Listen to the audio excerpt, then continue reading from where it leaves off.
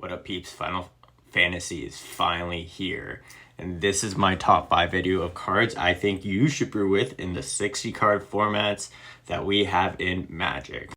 Ultima is the Tron's new best friend. Sowing Money can spawn, or this is coming out soon.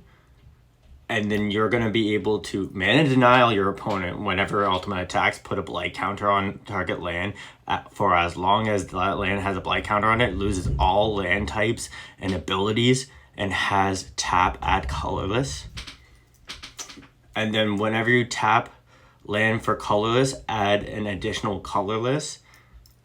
So mana denial, mana acceleration. Looks a lot like Sowing Michael Spawn, which is already a great card in the Eldrazi Tron list. And then this Ultima, I know, quote unquote, one more mana, but also quote unquote, one less mana. We'll see how it works out. Check it in your next Tron list or your next Eldrazi list and see how it works. Okay, some of the cards get cut off a little bit, but whatever. Clives Hideaway is the new Hideaway card that just allows you to have more Hideaway effects in that mono-white modern, mono-white pioneer list that allows you to play more Hideaway cards. I know Windspark Heights is not in the pioneer list, but Clives Hideaway will add an additional Hideaway card to the pioneer list.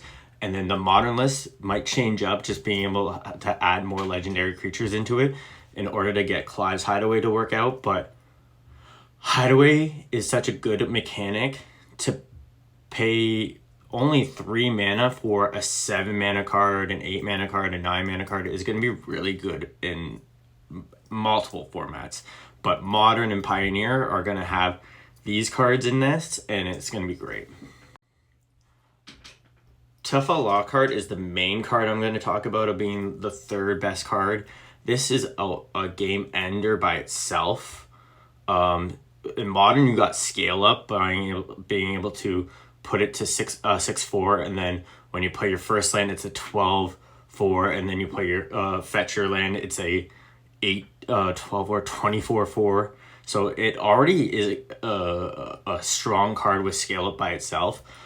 In Pioneer, you have Scape Shift, which literally just doubles that. So 2, 4, 8, 16 for a 4 mana card. After comes into play, you are able to Scape Shift. But also in the Modern format, being able to scale up into your Chocobo or either one of your like old school step links abilities of being able to go scale up, fetch shock, and attack for 10 is really big. So you have more than just one of the threats. You have multiple of the threats, and you're fetching. So it doesn't matter if you're dipping into 2 extra colors because you're fetching. You're gonna find those colors no matter what.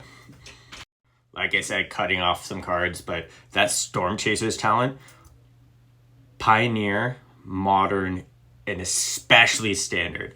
This Plane Sphere is gonna make Izzet Prowess one of the top contenders in multiple formats for years to come, because you literally have 12 non-creature cards that create creatures now, and having that so that all your cards are mostly spells, like having a 40 or 60 card deck have 40 spells in it for this deck is big. You don't need to play actual factual creature spells to play your prowess list, because you got Storm Chaser's talent, because you have Corey Steelcolor, because you have the Plane Spear. Having that is just so big.